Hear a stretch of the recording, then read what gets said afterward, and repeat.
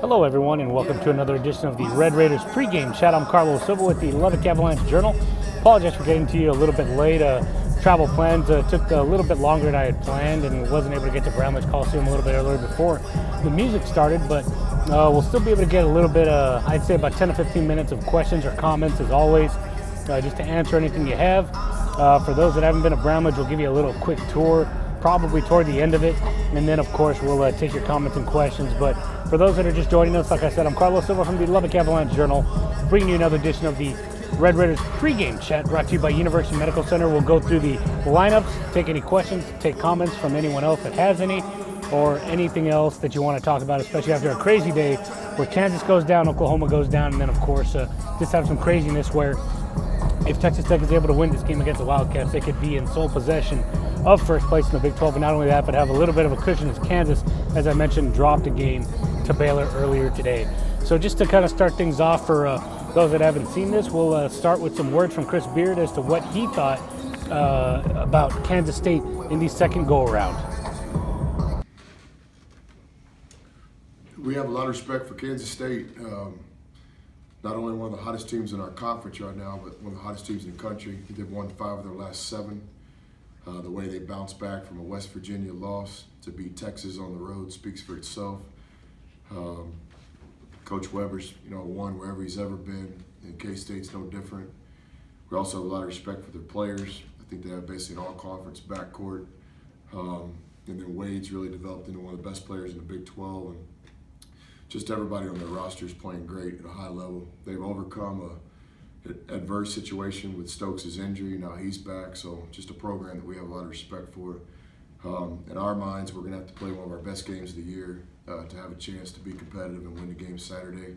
But that's what we intend to do. Our plan is to try to play great, and to do that, we gotta all be on the same page.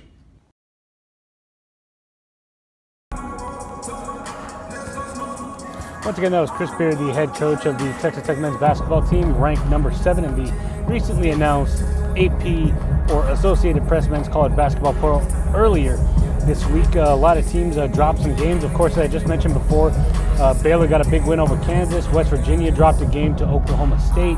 And then, of course, as well, you just had some other craziness happen in the Big 12. But just as Chris Beard always says, every team's got good players, they've got good coaches, and that just proved it today where most of the bottom half of the Big 12 teams were able to get victories today. Not only that, but if Texas Tech is able to get a victory against Kansas State, who's looking to kind of get out of that 4th or 5th place spot, they would get some separation between Kansas, who obviously dropped the game against Baylor. So Texas Tech on a 5-game winning streak, and you can thank it all to the cohesion of Keenan Evans at guard, Zaire Smith at guard, Justin Gray at guard, Jared Culver at guard, Noren Todiase at center. That team has amassed a 5-1 record so far this year, gotten some great cohesion. Asked Coach Beard about what he thought that meant. He didn't think it was necessarily the starting lineup getting chemistry. It's just a matter of the rotation now that everyone kind of understands their roles, playing well together. And 2 guys that are definitely playing well are freshman Zaire Smith and Jared Culver. 2 guys that played very well in the previous game against Iowa State. And not only that, but didn't kind of force Keenan Evans to take a lot of shots. And not only that, but didn't have to score the 25-plus points that he's been used to. In the past 5 games, he's averaged about 24, 25 points a game. 3 rebounds, and of course he's kind of had to be that Iron Man for Texas Tech. And we'll see how things go around in the second time when Texas Tech is now on the road in Bramlage Coliseum taking on Kansas State. Here's what Justin Gray had to say in terms of the matchup. The team has changed, since the first time we played them. They make adjustments to what we've done to them in the first game, and vice versa. We're going to make changes that we've done, versus the first game, because we made mistakes as well. Definitely going to still try to play our same defense that we've been playing the whole year. That's been working for us really well. And ultimately, it's just going to come down to players making plays and playing hard and playing our hearts out.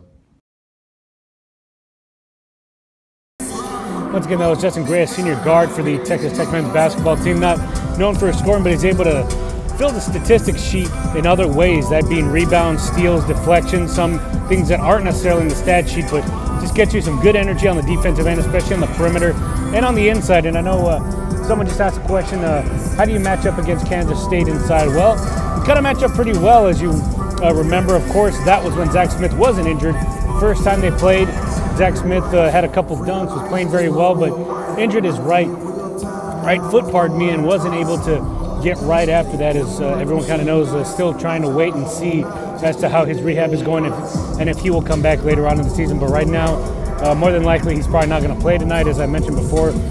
Chris Beard, I had asked him if he had any updates on him in terms of the injury. Didn't have any updates, but did mention that he was looking to get out of the cast, get an x-ray, see how things are going from there, and then they'll take things from there and see what happens with the Texas Tech men's basketball team. But to answer your question, Casey Brinkley, in terms of how Texas Tech matches up, they're going to have a little bit of mismatches. I know Justin Gray and Brandon Francis are two guys that are going to probably have to front some of the guys, that being a Macau Maween, Dean Wade, of course, a guy that has been playing out of his mind in the Big 12, along with Xavier Sneed, Barry Brown, and Cartier Diarra. Just guys that have played very well without Kamal Stokes, who was another guy that got injured in that first meeting between Kansas State and Texas Tech. But now you see that Kamal Stokes is trying to get slowly into the game. They tried to get his first looks here against, West Virginia. Had 2 points in that game thanks to 2 free throws made. But we'll see how things go there. In terms of the second time that they match up, this is what Chris Beard had to say in terms of what he feels Kansas State may do in terms of either making adjustments or maybe playing the same way they did the first time around. Yeah, I can only speak for the way we prepare. Maybe other people do it different, but we certainly kind of start our preparation based on the first time we played them. Not only this season, but we'll watch previous seasons as well. As long as the players and coaches stay the same, there's always similarities. And then we spent a lot of time watching this team's last 5 or 6 games. I think in college basketball, every team has an identity. You've got a body of work over your season. But certainly there's something to be said how you're playing lately. Confidence is a big thing in our sport. Guys can get hot. I would say Brown, for example, I think is one of the best guards in the Big 12 that probably doesn't get the credit he deserves. And Keenan himself told me the first time we played K-State, that's one of the best players in the Big 12. And I share and echo Keenan's feelings of Brown on that regard. But you look at lately, Brown's playing with great confidence now. Now Stokes is back. If they can play together, they're going to be a tough team to beat down the stretch. So in preparation, we spent a lot of time on a lot of things, but especially the last 5 or 6 games they've played. What exactly does? Once again, though, it's head coach Chris Beard talking about the second time you play against a team, and obviously, as he's always mentioned, his coaching staff is well prepared for this game. Expecting Kamal Stokes to play, expecting Barry Brown to play. In terms of probable starters, as I kind of mentioned before, Cartier Diarra, a 6'4", 190 guard. Likely start Barry Brown Jr., who we had mentioned in a game story and a game preview that I put in today's Avalanche-Journal. He's a guy that's been playing out of his mind as well, along with Dean Wade, the 6'10", junior forward, along with Macau Maween, 6'9", 225. Those are two guys that, if they're able to get going and can kind of give some problems to Texas Tech, those are two guys that I could see, especially Dean Wade, with the way he's able to stretch the defense with the shooting from the perimeter. I think that could pose a problem for Texas Tech. But if they're able to obviously front them, get some passes out from inside the paint compared to you're getting good position for Dean Wade, I think that's going to put Texas Tech in a good position to win today. And then, of course, Xavier Sneed, a 6'5" guard. He's kind of your versatile guy. Get your rebounds, kind of does all the dirty work, kind of like Justin Gray. He's going to be the last guy starting for Kansas State. In terms of just some live stuff here, just so you all don't have to look at my face, here's what we're looking at so far here at Bramlage Coliseum. As always, you got Josh Webster kind of doing some work right there. And then, of course, here's the rest of Bramlage Coliseum as well. A little bit of an octagon, as people have called it before. And we'll flip it right back to, unfortunately, my ugly mug. But like I said, this is another edition of the Facebook Live pregame chat brought to you by University Medical Center, where we talk Texas Tech men's basketball. They are ranked number 7 on a 5-game winning streak, and not only that, but undefeated in designated home games. But the big thing for now is, can Texas Tech get above the 500 mark in true road games? Right now they are in 3-3 after getting some huge wins. South Carolina, of course, Allen Fieldhouse, and then of course TCU a couple of games ago. So certainly Texas Tech in a good mindset, mind frame in terms of what they want to do in terms of in terms of what they want to do on the road. Chris Beard feels like his team's more comfortable, players are making plays, and that's all due to the confidence that they built playing on the road. And I think that's one of the key things, just to kind of get to some of the comments here. As I mentioned before, if you have any comments or questions, you can put them right under here, and I'll get to them. We'll go about 5 more minutes, as we're at the 10-minute mark right now. Let's see here. Kevin Lewis, good job. I'm guessing Texas Tech gets a good job. Obviously, I try and do what I can just to kind of bring you guys anything you need here. Apparently Clint Proctor has your Final Four tickets. Well, you must be a lot better than me because I don't have them yet, but as Chris Beard would say, he just wants to be in a good position.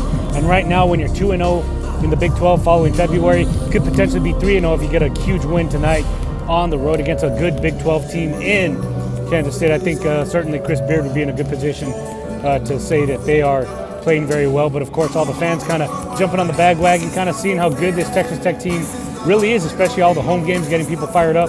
I think people are realizing how special this team is, especially considering they're kind of learning to win without Zach Smith, a guy that was averaging about 7 to 10 points, could get you a good couple rebounds and all of that, but could bring the ball down and was a guy that could play at the top of the key, look over the defense and really kind of help you in those ways, in other aspects, in terms of senior leadership and other things as well. I know everyone kind of got, well, what's happening? 2-game losing streak at Iowa, at Austin, but obviously Texas Tech turned it around after that adversity. It was just a matter of they weren't able to get some buckets to fall. Not only that, but they played more aggressive, got to the bucket, drew some fouls, got to the free throw line. I think that was the key here for Texas Tech. Let's see here, Clint Proctor once again. We need this. How do we match up to Kansas State inside? I already answered that. I think you go pretty well, but certainly it could be a big problem with Dean Wade and Macau Maui and really get going offensively early on. Just to kind of get you some views here of some of the guys that are warming up right here. We'll flip it off here. You got Norris Odiase. Of course, you saw Malik Ondigo right there. You got Zaire Smith, Parker Hicks, Josh Webster at the top of the key. Norris Odiase a little bit to the other short corner as everyone else is kind of working out there. So there's a little live look at what Texas Tech is doing right before the game. If y'all have any questions, like I said, I'll answer them as best I can, or we'll take your comments for about 2 more minutes here before we call it a day. And then, of course, like I said, we'll do this after the game, after I finish all my deadline stuff with the gamer and everything else, and we'll take your questions as well. So, of course, kicking some tail, getting that Big 12 championship, and certainly would put you in a very good position because you would have a game above Kansas, who just lost to Baylor earlier in the day. So certainly you definitely want to try and get a victory in that sense, and we'll see if they're able to do that. In terms of everyone that's kind of just barely joining us, we'll see what we can get here, and just listen to Chris Beard once again as to how he feels the second go-around with Kansas State will happen. We have a lot of respect for Kansas State. Not only one of the hottest teams in our conference right now, but one of the hottest teams in the country. They've won 5 of their last 7. The way they bounced back from a West Virginia loss to beat Texas on the road speaks for itself. Coach Weber's, won wherever he's ever been, and K-State's no different. We also have a lot of respect for their players. I think they have basically an all-conference backcourt. And then Wade's really developed into one of the best players in the Big 12. And just everybody on their roster is playing great at a high level. They've overcome an adverse situation with Stokes' injury. Now he's back, so just a program that we have a lot of respect for.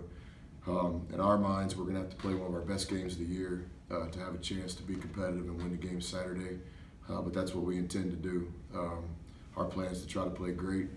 And to do that, we gotta all be on the same page. Once again, that was Chris Beard talking about the second time around against Kansas State. We'll see how things turn out today as Texas Tech will be playing without Zach Smith this time around, and that kind of leads into with Smith returning, how would that open up our offense come turning time? Well, here's the thing. You got to have about 3 or 4 games to kind of get, one, Zach Smith, if he's able to come back in game shape. Number 2, get him into the offense, which obviously you kind of have some guys that kind of figured out some new roles that they had before. Because before, when you had Zach Smith, you didn't necessarily have to put Brandon Francis or Justin Gray fronting some of the posts, obviously putting them out of position, doing some other things. So that would take a little bit of getting used to. And then not only that, but in terms of opening up the offense, if he's able to play, like I said, at a high level, be able to bring the ball down, another great ball handler. Not only that, but just another playmaker from the perimeter as well, and another guy that can rebound the ball very well for Texas Tech. So on that note, like I said, wanted to go 15 minutes. We got 30 seconds till that point. Appreciate y'all listening to the Facebook Live pregame chat through the Red Raiders. I'm Carlos Silva, the Lubbock Avalanche-Journal. This has been brought to you by University Medical Center. We'll really appreciate you watching, listening, kind of engaging. Like I said, we do this about 2 to 2.5 hours before the game, and then after the game we also do this about 30 to 40 minutes depending on how long the press conference lasts. We try to put a little tweet out or a Facebook post out just to kind of let you know and get ready for it. But once again, appreciate y'all listening and watching. We'll talk to you after the game. We'll see if Texas Tech is able to win a huge Big 12 road win against Kansas State. And thanks again for watching another edition of the Red Raiders pregame chat. I'm Carlos Silva, the Lubbock Avalanche-Journal Texas Tech men's basketball beat writer. This has been another edition of the pregame chat brought to you by University Medical Center.